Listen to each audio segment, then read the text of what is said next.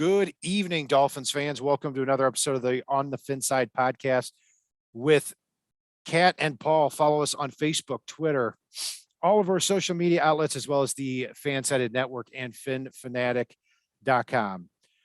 Paul, I was listening to our show from a week ago, and you were miserable.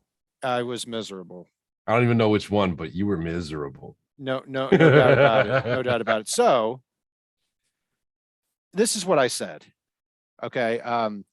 I said that at the time that the Dolphins had re-signed Gesicki and Agba, which was good. They signed Connor Williams, which was also good. Signed Cedric Wilson and Chase Edmonds, which, I was fine with. Then when they signed Bridgewater and Keon Cross and start signing all these backups, no offensive tackle to think of. I don't think Chris Greer understands what it really takes to compete in the AFC. Yesterday, he signs Terron Armstead, and for a lot less than I thought, he was the one player in free agency he wanted. And then today he says, I'm going to raise you trading for Tyreek Hill.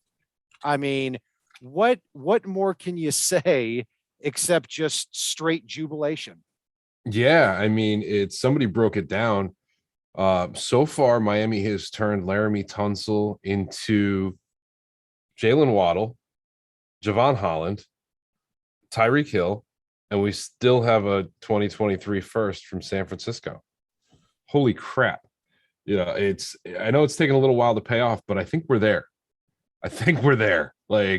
And just to answer in chat, I've been doing this to everybody all day long, and I love it. Like, actually, since about 12:32, I think you messaged me, Kat, and I replied with, "Wait, what?" When you said that it looks like Miami might be trading for Jalen Watt or for Tyreek Hill, and then 15 minutes later, they got him. Yeah. So Paul, what did you think of the compensation here?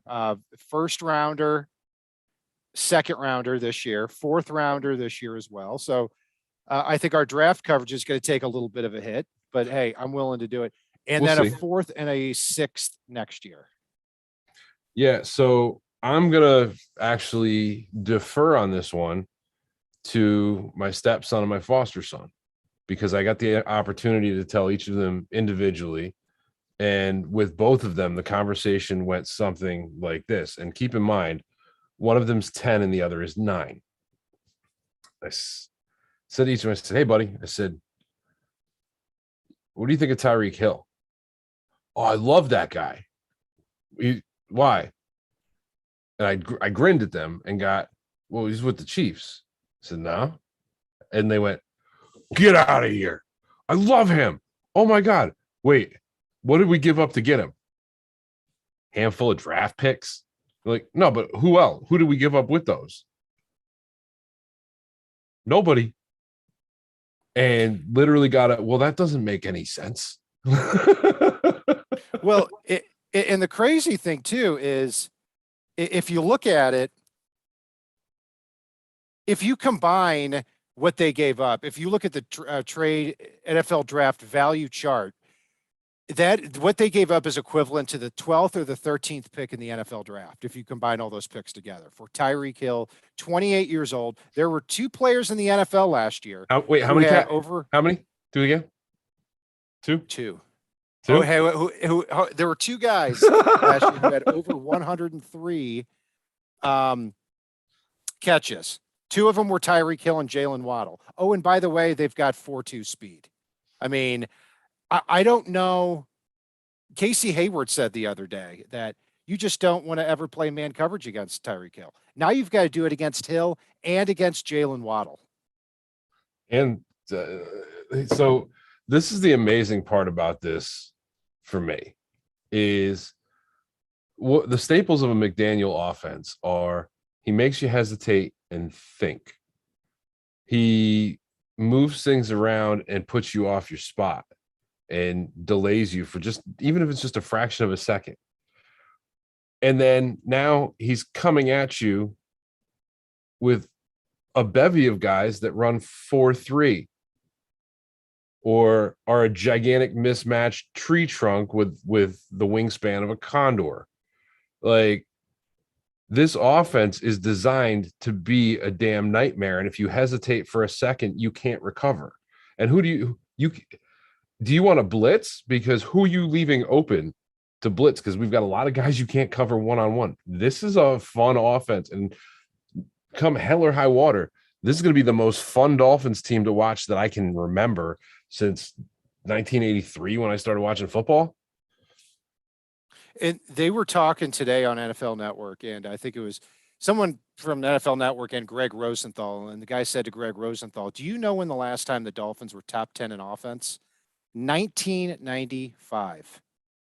I mean, that's incredible. 2022. 2022, it would be 30. I can't do math. A long darn time here. Be 20 something. 27 years since they were a top 10 offense. Absolutely incredible. Now they did pay a lot for him, but I don't care. I'm going to say that right up front, because look, a guy like Devontae Adams, for example, Justin Jefferson, these elite receivers in the league, Cooper Kupp, fantastic players. When I look at Tyreek Hill, I say he's different, and he's different because every NFL team has seen somebody like Cooper Kupp or Justin Jefferson in terms of body type, route running, things like that. You don't see it. You're not preparing for a Tyreek Hill week in and week out. And now you've got two to prepare for. I mean, well, and that goes back to something I said here on the show a few years ago when we were looking at coaches, and can't remember which regime it was. It might've been two of them. We're looking at coaches, we were looking at players, we're talking about draft prospects. And one of the things that I remember talking about was the fact that you hear everybody say, like, okay, we have our big receiver now. He can't move very fast. Now we need our little fast receiver. Like, they've got their little archetype. And the problem with that is these defenses now, since so many teams go by these, these three archetypes, you need one of each. Defenses are designed with guys that are more prone to erase one type, another type, and another type. They're not designed to erase multiple of these little speedsters that can play at all three levels. They're just not. And it's a frustrating offense to have to cover before you even get to the deception piece, before you even get to the RPO piece, before you even get to the fact that you've still got to cover guys like Gesicki. Cedric Wilson may come around, take a ball in a reverse, and throw it down the field to one of these guys. It's going to be a mile open if anybody hesitated. And oh yeah, these guys can just flat out outrun double coverage. Yeah, I mean, what I love too is that it's not like you're lining up two Ted Gins on the outside. No. These guys here caught 100. Not only do they have the just not even elite speed, but off the page speed. They caught 100 passes last year. So what that tells me is that when opposing offenses said, you know what, we're going to play back on you, and we're not going to get in your face because we don't want to play man-to-man with you, because if you get over the top, it's over. That defensive backs did that to the point where they gave up so much underneath to both of these guys. So what do you do with that? Now it allows Tua, who is, when he has time to throw, and he'll take the underneath stuff all day. We saw those games where he's completing 75, 80% of his passes. He'll just drop back and deal all game. And that's the big thing. And that's really the exciting thing. What I wanted from this season is to make sure that we have an idea of who Tua Tagovailoa is. And now, when you add Connor Williams and Terron Armstead to the offensive line, you bring Gesicki back. You've got Waddle and Hill on the outside. I mean, we're going to know everything we need to know about this guy by the end of the year. And if not, the Dolphins still have their 2 first-round picks next year. I mean, exciting stuff. Yeah, and one of the cool things here is Tua is known for accuracy. Tyreek Hill adjusts to the ball in the air better than almost anybody I've seen. And if you watch like his top 10 highlights from this past season, so many of those plays, he was adjusting to poorly underthrown balls at times and making the right move and getting yards after catch. Like, you watch what they did against the Bills in the playoffs. You mentioned the underneath stuff. The Bills got so afraid of anything over the top that they sent Tyreek on a little slant pattern. And with he's so, as you said, off the page speed fast, that they didn't have a chance to close down on him. And he basically outran 6 guys untouched for scores. Like, it was insane. And I see you, Jat Hammer. Thank you. It's who do you think the Dolphins are going to add an offensive lineman, Cat? Yes, because I look at 2 centers here, JC Treader and Matt Paradas, and CK Parr, Chris Kaufman, as well as Barry Jackson have been saying, well, actually, no, I'm not sure about CK, but I know Barry Jackson's been saying JC Treader for a while. And this is somebody who was a really good player last year. And, is on the wrong side of 30, but he doesn't have major injury concerns and was only cut because the Browns are having to pay so many players. And that's the type of guy you want to sign, not somebody who was a cast off from another team who, they just decided we're not going to pay this guy $6 or $7 million a year. So I look at JC Treader and I look at Matt Paradas from the Panthers, who's a little bit older, but is only a couple of years removed from being one of the most highly sought after centers in the game, and then went to the Panthers where they can never get things right on the offensive line. So yeah, I do think that that's going to happen unless they have a really high opinion of Michael Dieter, which they might, No, and there's a handful of rumors out there that Miami may be attempting to trade for a running back coming up. That, I wouldn't be shocked if Miami reacquires some draft capital by moving a player or two as we're moving forward here. I mean, if you look, I started trying to do the depth chart today at wide receiver, and it was insane. The, just sheer number of receivers we have, but also the depth for, I think, now our top 7 or 8 wide receivers at this point. It's crazy to me. So I think there's a few things that Miami can do here and reacquire some of that draft capital. And if the right guy is there in this draft, this is a roster that's there and ready to compete. I was listening to Patriots radio up here, and they were straight up fearful of the Dolphins before acquiring Tyreek Hill. And they basically just said that this is a luxury over the top that makes it ridiculous now. That's just a big F you to the league. And this might be one of the top teams in the AFC now, given the fact of what they've done already. And I don't think they're done yet. And I think if they've got a chance to add a linebacker that makes a difference in the draft, possibly, they may shuttle something from next year to move up.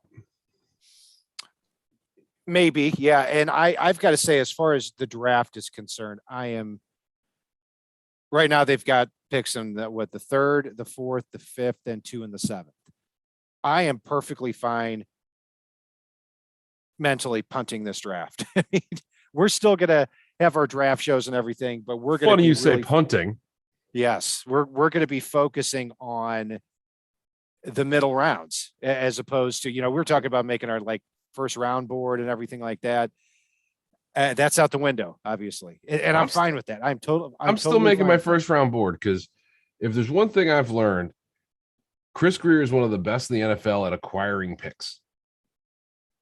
He sure is. And yeah, that he never saw a draft pick he didn't like. That's for darn sure. I'll say that what I love most is when you look at next year, even though they gave up a 4th and a 6th next year, they also got a 6 for trading Jakeem Grant. So you look at next year, they have 2 firsts, a 2nd, 3rd, 5th, 6th, and 7th. They've got a whole draft next year. So that's really exciting, because if either Tua makes use out of this offense, that is perfect for him. This is the Alabama offense. Spread everybody out and just deal. And if he doesn't do that, then we could be talking about a different quarterback next year, and we should be. I wanted to know about Tua this year. And if you had a C- offensive line and a C+ receiver unit and two undersized fast running backs, and then you're expecting Tua to elevate all that, no, I think it would have been a bad situation for everybody here in year 3. But now you've surrounded him with the pieces. So in chat, they're talking about the rumor that the Honey Badger's in the building. I know there were pictures of him in Miami today. I haven't heard that he's in the building, but holy crap, that'd be insane at that point. But no, like I'm with you. And one of the things that I like a lot is, and one of the reasons I like the Teddy Bridgewater signing is, do I think Teddy Bridgewater is great? No. But if we get an answer on Tua at a midpoint in the season when it's still salvageable and we know the answer, we've got somebody to pull the trigger with. And I don't think we're going to need to, but Teddy Bridgewater is a heck of a, in case of emergency, break glass, especially over Jacoby Brissett. If you had said that a week ago, I'd wanted to punch you because I did not like the signing initially, but I do now because yeah, you traded a lot for Tyreek Hill, so if if Tua went down in game 2 and you've got Jalen Waddle and Tyreek Hill and you've got a worse than Jacoby Reed Sinnett type of, far worse than him, then I would say, man, oh man, we really should have spent $5 or $6 million, and I'm sure that a lot of people were at that, spot before when they signed Bridgewater. I didn't like it because I thought you should be signing starters. Well, not only have they signed and traded for starters now, but they've actually got stars. So they've revamped over half the offense in under a week. Yeah, and as far as the draft is concerned, and this is where I look at the depth chart and I say, I'm not saying they're the most talented team in the AFC. I'm not saying that because I think Tua's got to elevate to a Pro Bowl level for that to be the case, and we'll see if that happens. But I honestly think you could take this Dolphins 55-man roster to week 1 right now. And I'm not saying they shouldn't look at center or they shouldn't look at another linebacker, but if they had this roster opening week, which they're going to have, I'd be fine with it. Well, here's the happy thing. with it, I should say.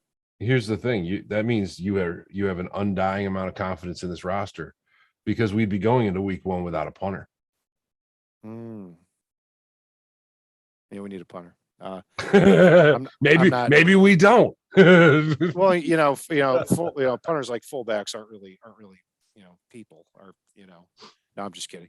Alec Ingold, they got a fullback and again, one of the best in the business. I mean, they've patched up a lot and then they went out and got the stars. You rarely do you see that happen. But it's incredible that we've had one Pro Bowl player had one Pro Bowl player last year and then 2 the year before, Xavier Howard and Jason Sanders, who is not that guy now. And then in a span of 18 hours, they get 2 multiple time Pro Bowlers. That is something else. And that is what I'm talking about. I am jacked right now for this team. And here's the cool part. Tyreek Hill puts Jalen Waddle, Mike Gesicki, Cedric Wilson, and even DVP in single coverage or having to beat a zone assignment far too often for anybody to be comfortable out there. And that's an exciting prospect to have. And, if you want to play single high safety against Miami with the speedsters they've got, I'm sorry, but the 2 of them getting out to the edge deep, you can only help one. And you're going to have to not play your comfy, cozy defense at times to try to account for what this team's doing, which means McDaniels beat you a little bit already, right before, even before he snaps the ball and starts his little misdirection bit. And it's going to be like, that's the thing I love, is this is going to be exciting to watch. It's going to be exciting to be on here talking about during the season. God, I can't wait. And you said misdirection there. And I want to emphasize again that Mike McDaniel, not Daniels. Come on, Brian, get it together. Last year, Tell him, Brian. last year with the 49ers. When I call myself Brian, I'm being serious with myself. So last year, the 49ers went in motion pre-snap 82% of the time. Oh, every 5 plays, they did it four times. And when you talk about handoffs and reverses with Jalen Waddle and Tyreek Hill, and how creative Mike McDaniel was willing to get with Deebo Samuel last year. No, I'm not saying that they're going to get tosses in the backfield, but they will be involved in the running game as well. I mean, I could see them combined touching the ball, getting carries, 35 to 40 carries for both of them throughout the year. And when you do that, there's so much misdirection and there's so much speed on this offense. Man, oh man, crazy stuff. But it doesn't come cheap, that's for sure. I mean, this year, $6.5 million for Tyreek Hill. That cap number jumps up to $31.5 million next year. But as we've seen, salary cap isn't real as far as it's touchdowns get dollar signs. I take that back. People throw that around too loosely. When the money in the NFL is increasing like it is, then it becomes not real. Okay, because that it's one thing during a COVID year when the salary cap actually goes down, but now it's going to be going up over the next few years, and the Dolphins certainly know that. I'm conflicted on something like this because one thing that I've said for a long time is that you do not trade more than a first-round pick for a non-quarterback. Well, I abandon that here because for several reasons. Number one, like I said, combined, these picks add up to the 13th overall pick. You're not trading, the 6th pick in the draft and an early second rounder, and then, a couple of 4ths and a 6th. You're trading the 29th pick, the 50th pick, a 4th rounder, and then a 4th and a 6th next year. I mean, that's not what Herschel Walker yielded. And no, and that first rounder's pick 29. And you and I have already done some mock drafts off book as well as a little bit on book, and we've seen what a ghost town the 29th pick is most of the time doing a mock. So it's not like we gave up a top 10 player in the draft here. It's not like even combined we probably gave up a top 10 player in the draft. No. Do the Chiefs have a chance to hit on this? Absolutely. This is a receiver rich draft that maybe they hit on somebody, maybe they don't. But the Chiefs took 5 steps back today and Miami took 10 steps forward. And that's an awesome thing to see. And God, Kat, we got you talking about fullbacks. We got you smiling.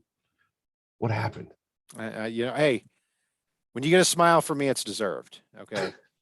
Because I like yelling. I like coming on here and yelling and getting mad and having a few drinks. That's my thing. But I'm here, and I was gonna open a beer tonight to celebrate. I told my wife I wouldn't, and well, she's a Chiefs fan, so she's kind of struggling right now. So that's not a battle I'm willing to fight right now with her and my in-laws. But no, I think the Chiefs are going to be fine, and the reason for it is because a guy named Mecole Hardman for the Chiefs that I think can step right into that Tyreek Hill role.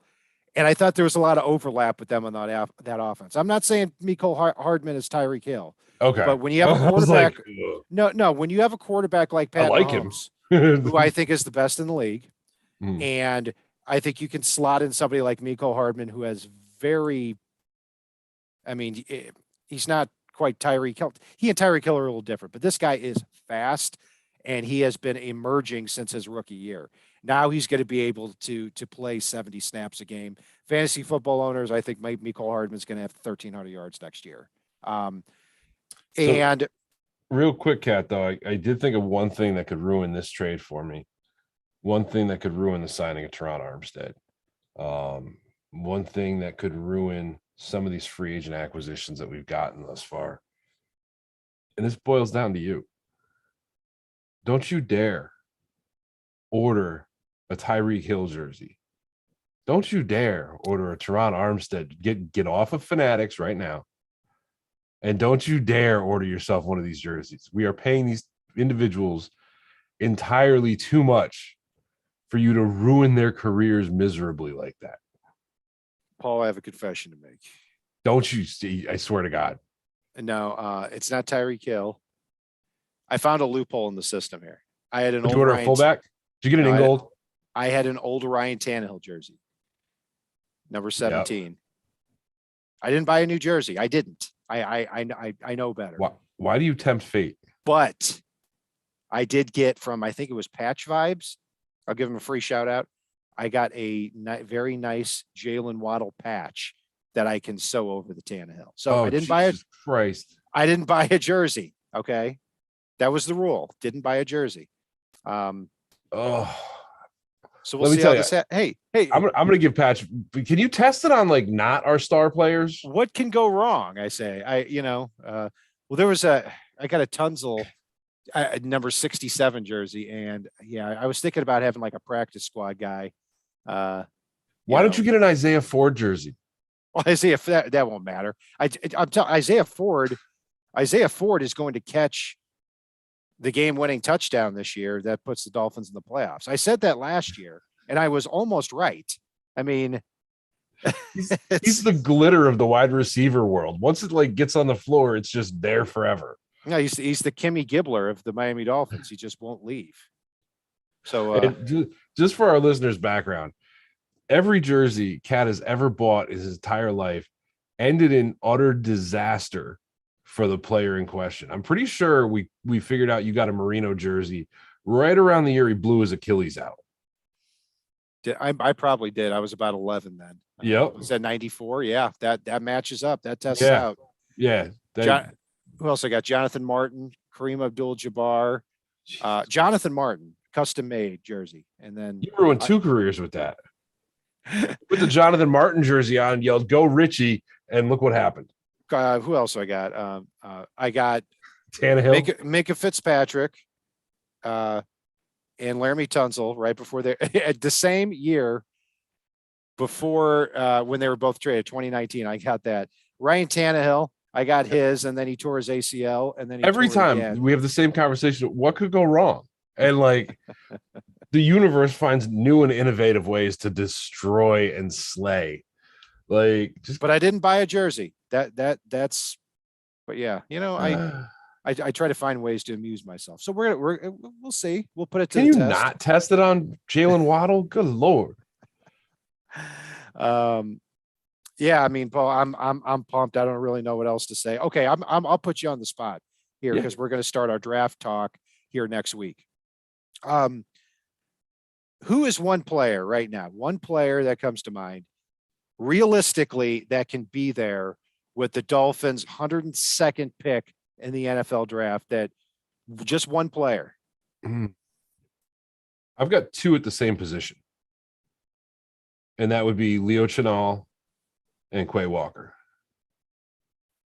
Okay. And it's a position of need for Miami.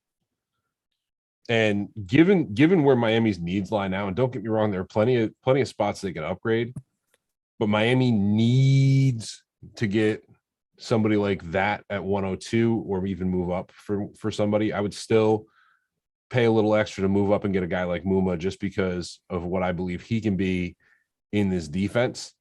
And by the way, somebody pointed out that Trill Williams is 51 now and looks a little bulked up, which is interesting to me. He moved from 51 to 6 last year to play cornerback, so he might have moved back. But anyway, staying on that, I think those would be great. And a punter. Punter in the fourth, maybe. Fourth, not third. No, third was stupid. Yeah, the reason I hesitated is if Quay Walker or who's the other guy you said? Quay Walker and the other Leo Chenal. Yeah, I'd be shocked if either one were there in the third.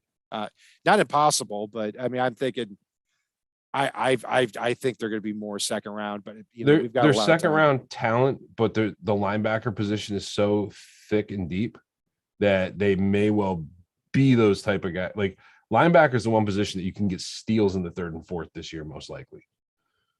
Yeah, and if since you threw out two guys, the ones I had in mind, two different positions. One is a linebacker, Troy Anderson from Montana State. If somebody who can run like a deer, played running back his first running back and quarterback his first 3 years in Montana, was all conference on the offensive side of the ball, moved to defense and was all conference in the only year that he played linebacker. So certainly very raw, but then went to Senior Bowl week and looked very fluid and then ran a 4.41, but doesn't have a whole lot of experience. So I could see him dropping there to the, to the end of the first round. Also, Brian Cook, the safety from Cincinnati. One of the underrated positions in this draft, I think, is safety. And if you look in the third or fourth round, if you can get somebody there who is able to long-term pair with Javon Holland and Brandon Jones and be that either second or third safety, maybe you cut Eric Rowe, maybe not this year, but certainly next year, certainly probably won't be on the team next year. Then I think that would be somebody that I'd like a lot too. So we've got a lot of time to talk about the draft. I had a computer issue here early on where I just, it's amazing. I can even get this moved over to this table. Anyway, what's going on in the chat there? Any questions that have popped up, or just pure jubilation right now? I think there's a lot of jubilation. A lot of people. I stopped reading the chat when I mentioned your jerseys for a little bit. Brett just brought up that 4.4 is slow for a Dolphins player now. Grandy, I really appreciate you reaching out to folks, asking people to like and subscribe. Guys, please do that. It helps us out tremendously as far as YouTube algorithms, etc. A lot of people liking the center talent at 102, liking the linebacker talent there. Yeah, no, I think everybody's ecstatic about this pick. You should be. I'm a little shocked still to this moment. And also too, you're not the only one. PFF's Mike Renner. I listened to he and Austin Gale there on the Tailgate podcast, and they just threw up a quick one there, and he said the same thing, that he was shocked that it wasn't more, because really it's a first and a second round pick. I mean, the other ones are, I know day 3 picks surprise people, but those are throw-ins, and the Jets offered picks 35 and 38, which compared to picks, I'd have to look at the trade value chart, but compared to 29 and 50, I mean, you're talking about pretty close there. Tyreek has a summer home in Miami, and as soon as I heard that it's up to Tyreek now, I thought, okay, he's going to be a Dolphin. So we're good. we're good. And as soon as I saw Drew Rosenhaus was his agent, I'm like, oh man, this based on this offseason, he's going to be a Dolphin. So now next, if Dolphins need to create some cap room here, that's when the offseason gets even more fun. Jesse Davis, Clayton Fedulum, Alan Hearns, all on the chopping block there. Hey, they try hard, but Kat, what grade would you give Greer for the offseason thus far? That got asked in chat. Oh yeah. So I was at on Saturday. I'll walk you through it here. On Saturday morning, when there was when reports came out that they were not interested in La'el Collins, and there was no talk to that point. There's speculation they may go after Armstead, but there was nothing for sure. At that point, I was at a C-. That moved up from a C- to a B+ with the Terron Armstead signing. That's how much I thought of it, because now you're able to take all your resources and move them to the right side, because you've got your left wall. You got a Pro Bowl tackle after so many bad players this year. So I was at a B+. I'm definitely bumping it up to an A now. To get a player as rare as Tyreek Hill, and to get it in a trade for the equivalent of the 12th or 13th overall pick in the draft, that's nuts. And Tyreek Hill just turned 28 years old. So even if he loses a step, I feel like the agility is special enough to where, okay, he's not taking the top off the defense every week because he's in his 30s now, but the short area agility and the ability to play on to get end arounds. I mean, there's still a lot of ways that Tyreek Hill can hurt you badly. So I think he's going to play out this contract. Not all of it, because basically this contract, and it's a big one. It's 4 years, $120 million contract extension with $72 million guaranteed. So that 4-year extension, just for clarification, because I know this got confusing for some folks, it's an extension on top of the existing year he had remaining. So it's truly a 5-year contract. Correct. And the Dolphins are able to get out of it after the 2025 season, which makes it basically amount to a 4-year, $95 million contract. And then when they cut him in 2026, I mean, we're way, way, way off in the future. It's laughable. We're talking about they would have to pay another $5 million. I'm going to lose sleep over that. So when you break like 500 million. Yeah. I mean, when you break it down like that, I mean, it's very, very reasonable. It's for somebody like that. I mean, if it were evenly spread out 30 million or so, I mean, that would be a different conversation, because I don't think anybody should get that amount of money at receiver. But 4 years, 95 million, what it comes out to, that's a little bit more digestible. And it's funny because we say that, and if somebody was on like a 2-year deal, I think 30 million is ridiculous. On a 5-year deal, I don't, because of the NFL adding that 17th game, adding playoff teams, the way that the digital streaming world is starting to pile up for the NFL, and given the fact that advertising revenue is amazingly lucrative for the NFL before you even get to anything else, it's that salary cap is going to rise exponentially between now and year 5. At which point we're going to look back at this contract that's the highest for a wide receiver at the moment, as far as AAV goes, and we're going to look at it and go, "Oh, that really wasn't so bad." And that's before the end of the life of the contract. He throws down 8 to 12 touchdowns a year. No one's complaining. If he gets guys like Waddle and Gesicki to the Pro Bowl by them having to beat single coverage with lesser defensive backs, worth every penny. There's so many reasons, and that's part of why this move gets an A+ from me.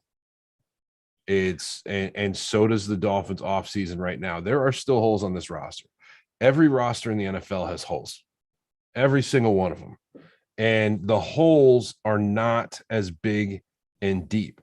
Like, the impact of this, without giving up somebody like Jalen Waddle, without giving up a Mike Gesicki, without giving up a Cedric Wilson, and with what you've got in the backfield right now, believe it or not, this is part of what I said the other day. This helps the offensive line, because if you want to try to overmatch and overrun the offensive line with, 7 rushing against 5, you're leaving somebody not just open, wide open. And Tua can avoid the rush well enough to be able to get the ball out quickly to whoever that is. So this is something that you've got to play the Dolphins honest now, which only helps the offensive line, which is tremendous. Well, two things there. When you look at the offensive line, if you look at 2 places, PFF and Next Gen Stats had the Dolphins offensive line, as far as pass protection, off the page, the worst in the league. So They had to deal with that. But at the receiver unit too, if you look at metrics as well, they have been by far the worst receiving unit over the last couple of years as far as yards after catch. And they were also measured as well, and I think it's Next Gen Stats, somebody may correct me, one of the worst teams as well as far as gaining separation, which isn't a big surprise when Gesicki and Parker are your top 2 weapons there. Well, along with Waddle. But Tua was the best at avoiding the sack, I think, or one of the top 3, if I remember correctly. Yeah, he was in the top 2, at least for a while there. So, but my point is, now you have receivers that can separate, and if they break a tackle after the catch, they can take it 60 yards. At running back, you have a career offensive coordinator who spits out running backs, regardless of who they are, who get 5 yards a carry. And now you got 2 running backs who average 5 yards a carry, Chase Edmonds and Raheem Mostert. You just have to be able to divvy up those touches. Now, Mostert may not be all the way back. He's kind of a flyer. He's had some injuries, but if he can regain that's something special. So you can say on paper, we head into this year we're good here, we're good here, we're good there. We're not just hoping based on potential. And that's what happens when you trade draft picks in these positions to go get stars.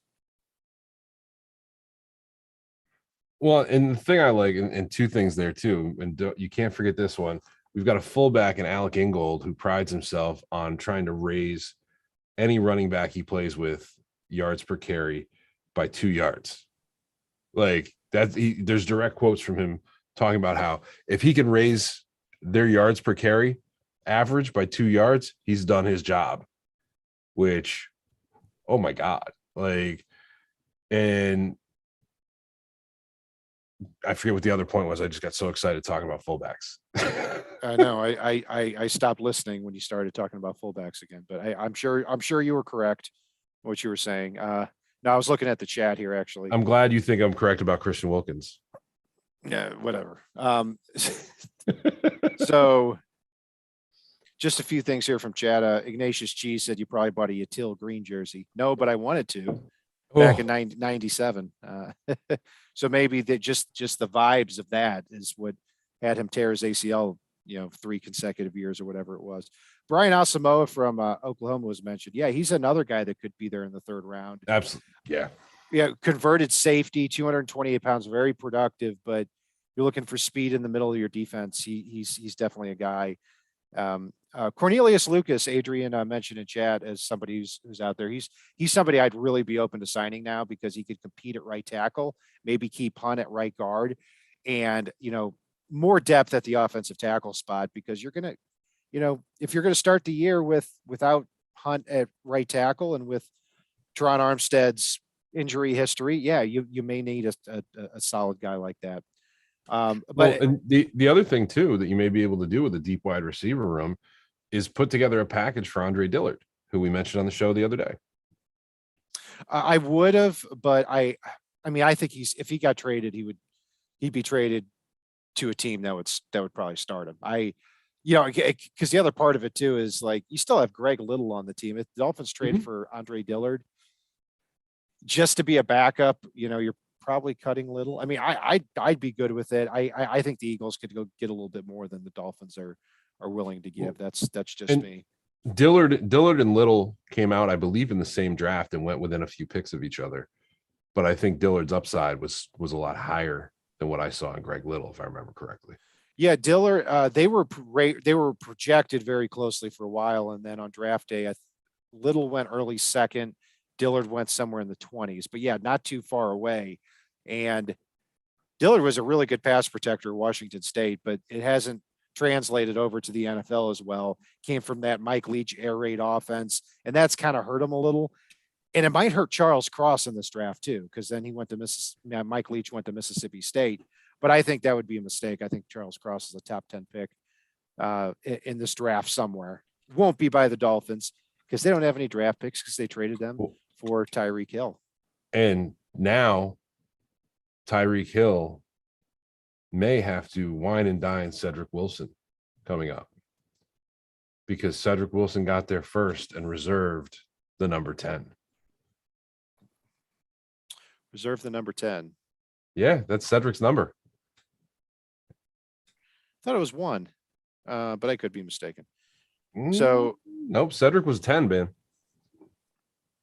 It's too late. It's past my bedtime. So it was a 1 followed by a 0. So we're good. All right. Sounds good. I'll take your word for it. I will correct you on the next show if you're incorrect on that. But hey, great day for all Dolphins fans here. We're glad you could join us. Gosh, we've almost got, we've got over 430 people here in the chat. That's crazy. Thank you for joining us.